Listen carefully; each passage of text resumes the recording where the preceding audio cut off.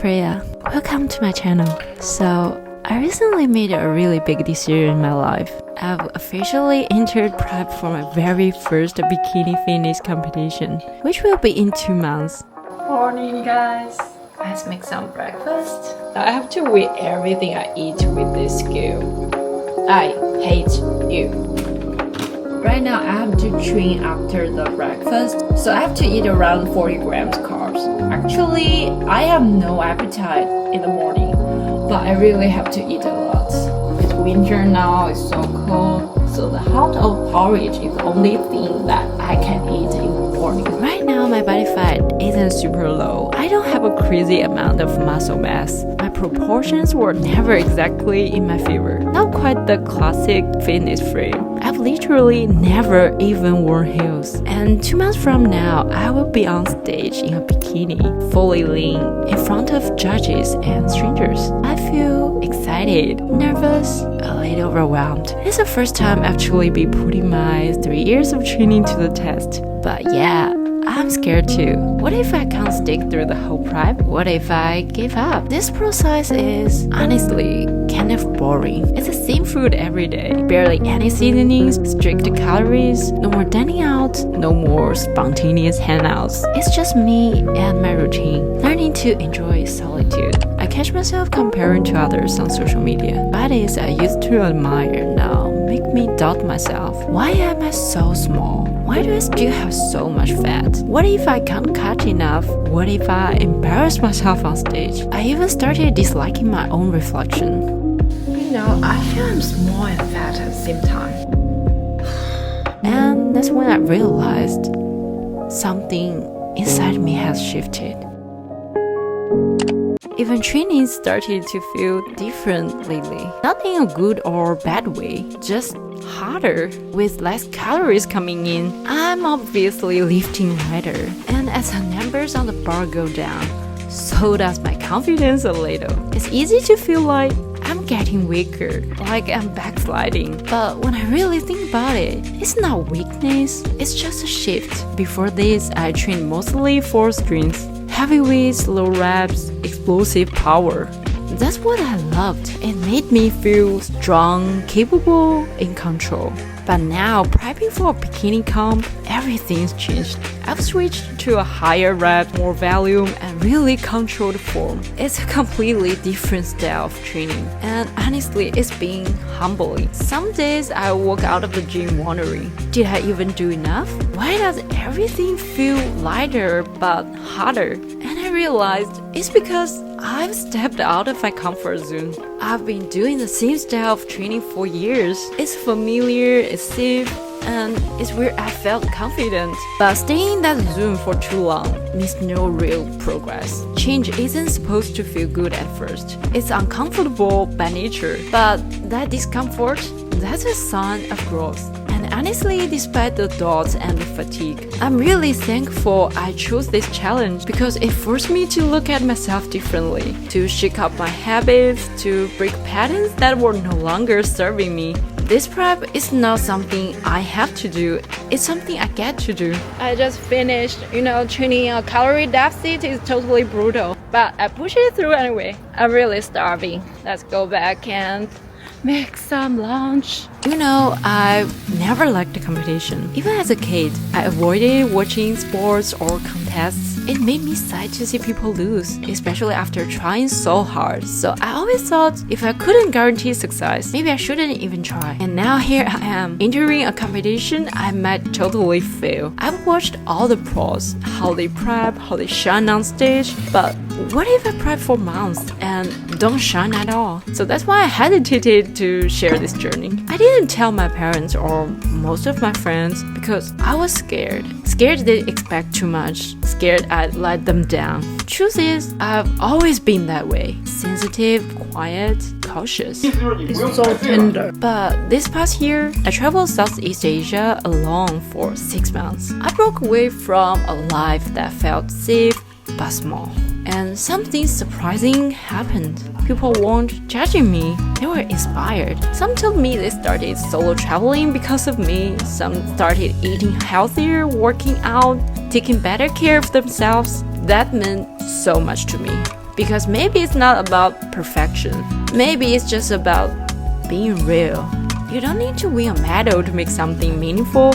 You don't need to do things perfectly to call them success. I used to only see the finish line. Now I've learned to appreciate the path. There's this line I love from The Power of Now. As long as you are fully present in the moment, all your stress and worries will fade. Focus on the action itself, not the outcome. The result will come naturally. That's what I'm choosing now. To be fully present in this journey, not just chasing the end goal, but learning to truly live through every step of it. I'm choosing to love this process. Not just the highlights, not just the physical changes, but the quiet growth that happens in the background. The can that reshapes not just your body, but your mindset, your confidence, your resilience.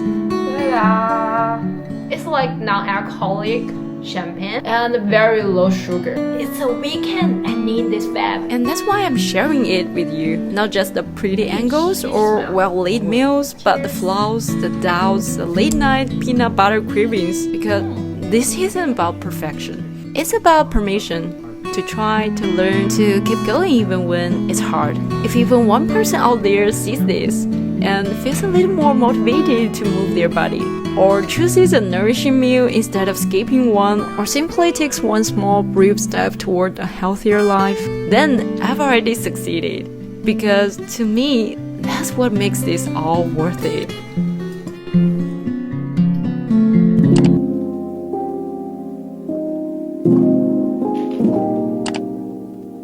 I first got into fitness almost 10 years ago, but it wasn't until the past 3 years that I really started training consistently and with structure. I've never had a coach, just figure things out on my own through a lot of trial and error. I made plenty of mistakes, but somehow I found my way. Now that I'm prepping for my first bikini competition, I finally decided to work with an online coach for both my workouts and my diet. And honestly, I'm loving it.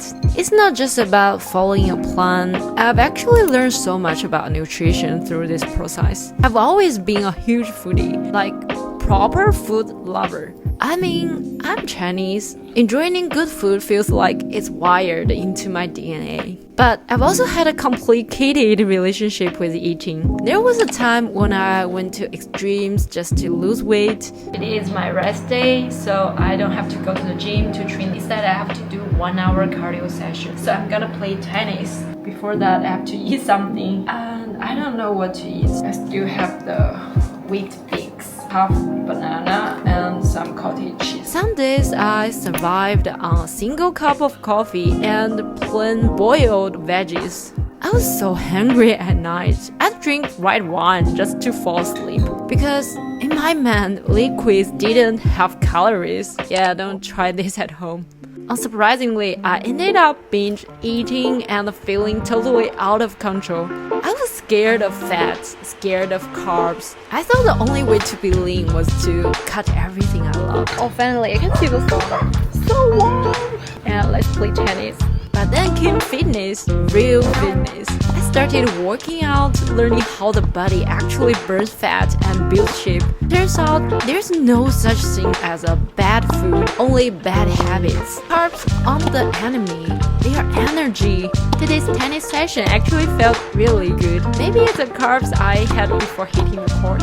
I've been playing for almost 2 years now, and it's still such a challenging sport. The technique, the footwork, the timing, it all takes time to click. And to be honest, I haven't always been the most disciplined with practice, but even without being great at it, I really enjoy it. It's one of the few forms of cardio that doesn't feel like a chore. There's something fun and freeing about chasing the ball, swinging the racket, breaking a sweat under the sun. Sometimes all I can hear is the sound of the ball hitting the strings and my own breath. And in those moments, it feels like nothing else matters. Just me, the game, and the joy of moving. You know, since starting prep, something funny happened. I've developed a deep appreciation for the natural taste of food. I used to think rice needed spicy stir fry on top to taste good. Now, just plain rice tastes kind of sweet and comforting. Boiled meat without seasoning, surprisingly flavorful. Even plain Greek yogurt, I can taste the creamy sweetness now. it made me wonder, how did people eat before spices and sauces were invented? Was food just fuel back then, or did they enjoy it too in their own way? I think our taste buds have been overwhelmed by overly processed industrial flavors. We've gotten so used to strong seasonings that we forget what food actually tastes like. But now I'm slowly rediscovering that, and honestly, it's kind of beautiful.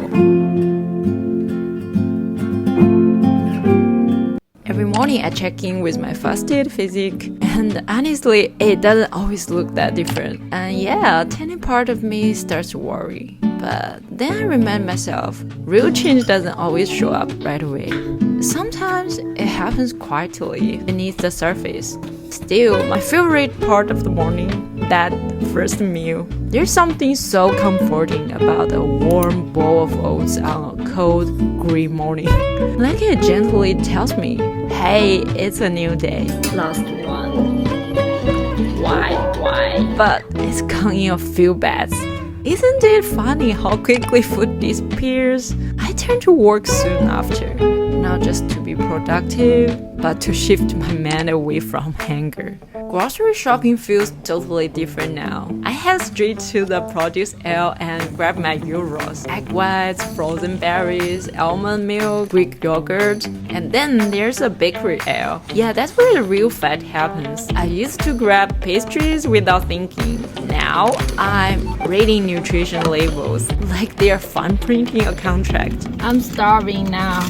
Funny enough, it's not annoying anymore. It actually feels powerful. It's like I've taken back control. These days, I feel like I spend half my life in the kitchen. And you know what? It's true what they say. You are what you eat. Prepping for a competition really brings that to life. Every gram of protein, every carb, every drop of fat, it all adds up to shape what we see in the mirror. Of course, the physique you bring to the stage may look perfect, but that doesn't always mean it's the healthiest. This whole process is more than a diet or a goal. It's me asking, can I really do this? Can I develop the patience, discipline, and resilience of real athletes?